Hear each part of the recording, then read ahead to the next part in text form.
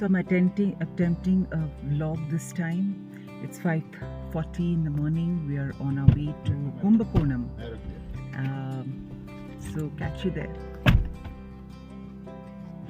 So we've decided to go via Tiruvannamalai to Kumbakonam, and we made a quick stop at Shulagiri at Krishna Inn. What are we ordering? We're going to have some 2 idlis each. I think it should last us till we reach Kumbakonam. So we finished a quick breakfast at Krishna Inn. The idli and sambar, all that is pretty decent. And the toilet is also, toilet facilities here are also pretty decent. Though I think it used to be better. So this is one thing I always aspire, that when we are traveling on road in India, that we really need to up our game in the toilet facilities. And I remember making a video about Lavato Toilets, which is near outskirts of Salem. I'll give the link of that video in the description box. Do have a look at it. So just a quick break. We finished here, and we will be going via Tiruvannamalai to Kumbakonam. So catch you there.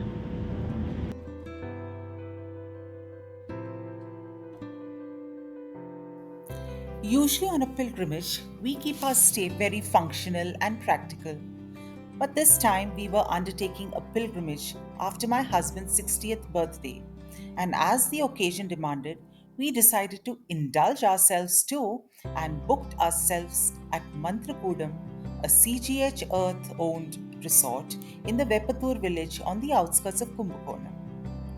So, this location provides easy access to Kumbakonam's renowned temples, including the Adi Kumbeshwara temple, the Sarangapani temple, and the Airavateshwara temple. We also drove to the Vaidishwaran temple and Tirukadiyur, amongst other temples. You can also do the Navagraha temples circuit from here. While we were on the road most parts of the stay, it was great to get back to the serene and quiet ambience of the place. The resort is nestled between plantations and fields, and it was heavenly to get back to the peace and quiet. However, getting a Toyota Fortuner along a narrow road in the evening did give us some anxious moments. So, we arrived at Mantra Koodam from Bangalore around lunchtime. The check in was pretty smooth. The reception area is pretty and exudes the old world traditional charm. A battery driven buggy took our luggage to our room, which is like an independent cottage with its own veranda. Notice the roof tiles, the red oxide floor, and the wooden pillars and the heavy door. The room size was adequate with an ante-room meant for dressing. The floors have the famed Artangudi tiles.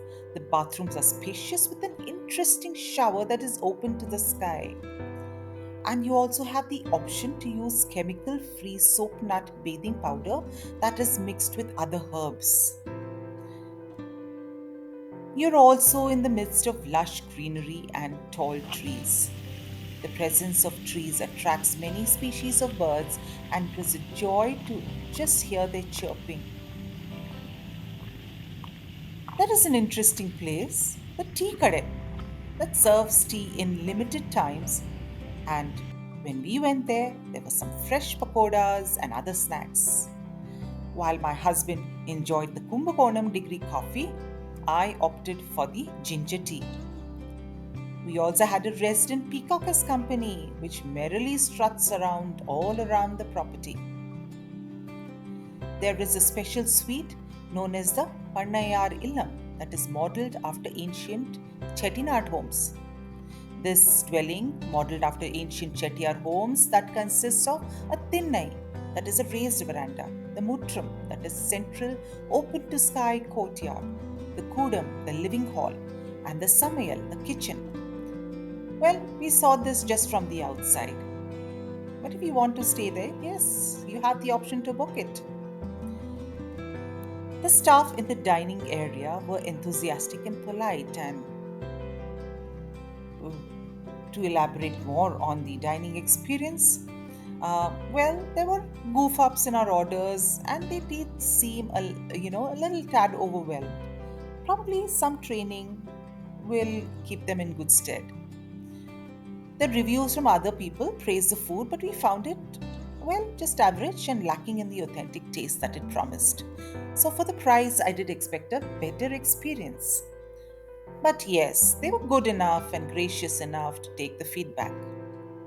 So, I'm sure if you decide to go, you may have a different experience than us.